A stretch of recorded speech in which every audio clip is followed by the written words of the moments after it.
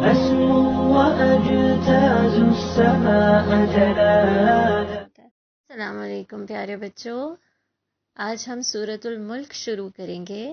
یہ 29ویں پارے کی پہلی سورت ہے، اور اس کے بارے میں ہمیں ہمارے نبی صلی اللہ علیہ وسلم نے کیا بتایا کہ یہ سورت انسان کو قبر کے عذاب سے بچائے گی۔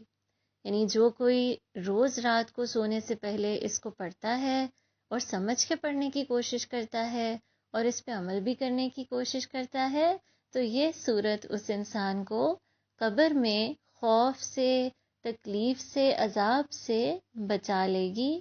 اور یہاں تک کہ ایک جگہ آتا ہے کہ یہ انسان کے سارے گناہوں کو معاف بھی کروا دے گی۔ اس وجہ سے اس کو ہم نے پڑھنے کی عادت بنانی ہے۔ اب اللہ تعالیٰ فرماتے ہیں تبارک الذی بیدہ الملک وہو علی کل شیء قدیر۔ وہ ذات بڑی ہی بابرکت ہے جس کے ہاتھ میں بادشاہت ہے اور وہ ہر چیز پر خوب قادر ہے۔ کس ذات کی بات ہو رہی ہے؟ اللہ تعالیٰ کی۔ اور کیا کہا جا رہا ہے؟ کہ وہ بہت برکتوں والی ہے، یعنی برکت دینے والی ہے۔ برکت کا مطلب کیا ہوتا ہے؟ برکت میں 3 میننگز، 3 معنی شامل ہوتے ہیں، جس میں سب سے پہلی چیز کیا ہے؟ کہ کوئی نعمت آپ کو عطا کر دی گئی۔ کیا مطلب ہے کہ اس میں آپ کو برکت مل رہی ہے، وہ نعمت مل رہی ہے۔ دوسرا مطلب ہے کہ وہ نعمت جو آپ کو مل رہی ہے اس کو زیادہ کر دیا گیا، اس کو آپ کے لیے انکریز کر دیا، بڑھا دیا گیا، اور اس کو آپ کے لیے فائدے کا باعث کر دیا گیا۔ یعنی اب اس سے آپ کو فائدہ بھی حاصل ہو رہا ہے، آپ کو سکون بھی مل رہا ہے۔ تو کیا مطلب ہے؟ کہ وہ نعمت آپ کے لیے برکت والی ہو گئی ہے۔ تیسرا مطلب یہ ہوتا ہے کہ وہ نعمت آپ کو مل بھی گئی ہے اور اس سے فائدہ بھی مل رہا ہے، لیکن اب اس کی حفاظت بھی ہو رہی ہے، اب اللہ اس کو پروٹیکٹ بھی کر رہے ہیں۔ تو اس میں کیا ہے کہ اگزامپل سے سمجھتے ہیں، ایک مثال سے سمجھتے ہیں کہ جیسے ایک بندہ ہے اور اس کے پاس بہت زیادہ پیسے ہوں، لیکن ان پیسوں سے وہ کوئی بھی اچھا کام نہیں کر رہا، اللہ تعالیٰ کے بندوں کی مدد نہیں کر رہا، اور ان پیسوں سے وہ صرف اور صرف گناہ کر رہا ہے، ان پیسوں کو ان کاموں میں لگا رہا ہے جو کہ اللہ کو نہیں پسند ہے، تو ہم کیا کہیں گے؟ کہ ڈھیر سارے پیسے ہیں اس کا مطلب ہے بہت زیادہ برکت ہے؟ نہیں، برکت میں صرف اور صرف اماؤنٹ یا تعداد نہیں آ جاتی کہ کسی چیز کا نمبر میں، اماؤنٹ میں زیادہ ہو جانا، بلکہ اس میں آئے گا کہ ان پیسوں سے کتنی اس کو خیر مل رہی ہے، کتنا وہ ثواب کما رہا ہے، کتنا لوگوں کو فائدہ ہو رہا ہے، اس کی ضرورتیں کتنی پوری ہو رہی ہیں، پھر ہم کہیں گے کہ اس کے پیسوں میں برکت ہے۔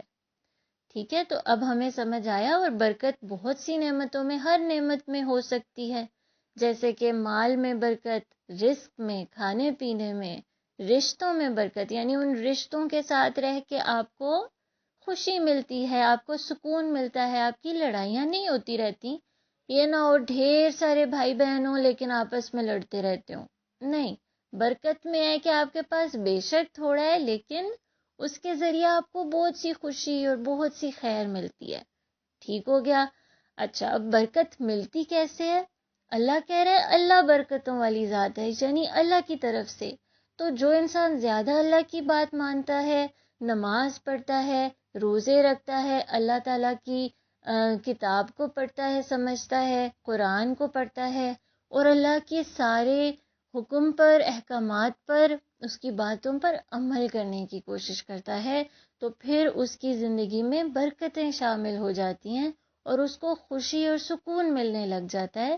اور برکت کا مطلب ایک یہ بھی ہے کہ کوئی چیز صرف دنیا میں فائدہ نہیں دے رہی، بلکہ آپ کے لیے آخرت میں بھی، جو بعد کی زندگی ہے مرنے کے بعد کی، وہاں پہ بھی فائدہ مند ہوگی۔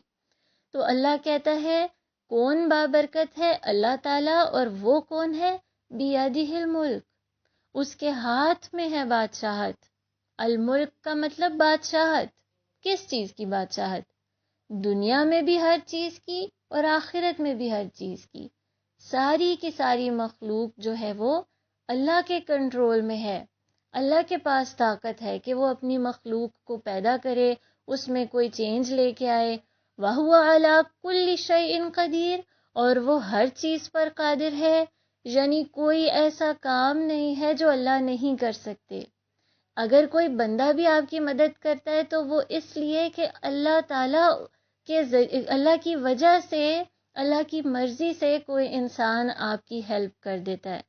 تو ساری نعمتیں اصل میں ہمارے پاس کہاں سے آئیں؟ اللہ تعالیٰ کی طرف سے، اور صرف وہ قادر ہے، یعنی اسی کے پاس طاقت ہے کہ وہ دے سکتا ہے. تو مانگنا کس سے چاہیے، دعا کس سے کرنی چاہیے، اور کس کی باتوں پہ عمل کرنا چاہیے، کس سے سب سے زیادہ پیار کرنا لے کے آئے. وَهُوَ عَلَى كُلِّ شَيْءٍ قَدِيرٌ، اور وہ ہر چیز پر قادر ہے، یعنی کوئی ایسا کام نہیں ہے جو اللہ نہیں کر سکتے. اگر کوئی بندہ بھی آپ کی مدد کرتا ہے تو وہ اس لیے کہ اللہ تعالیٰ اللہ کی وجہ سے، اللہ کی مرضی سے کوئی انسان آپ کی ہیلپ کر دیتا ہے. تو ساری نعمتیں اصل میں ہمارے پاس کہاں سے آئیں؟ اللہ تعالیٰ کی طرف سے، اور صرف وہ قادر ہے، یعنی اسی کے پاس طاقت ہے کہ وہ دے سکتا ہے. تو مانگنا کس سے چاہیے، دعا کس سے کرنی چاہیے، اور کس کی باتوں پہ عمل کرنا چاہیے، کس سے سب سے زیادہ پیار کرنا چاہیے؟ اللہ تعالیٰ سے. ہمیں یہ یقین ہونا چاہیے ہمارے دل میں کہ ہر طرح کا فائدہ اللہ کی طرف سے آتا ہے، اور میرا کوئی ایسا کام نہیں کہ جو اللہ تعالیٰ نہ کر سکے. اس وجہ سے اب میں سب سے زیادہ اللہ سبحانہ و تعالیٰ کی باتیں مانوں گی. ٹھیک ہو گیا؟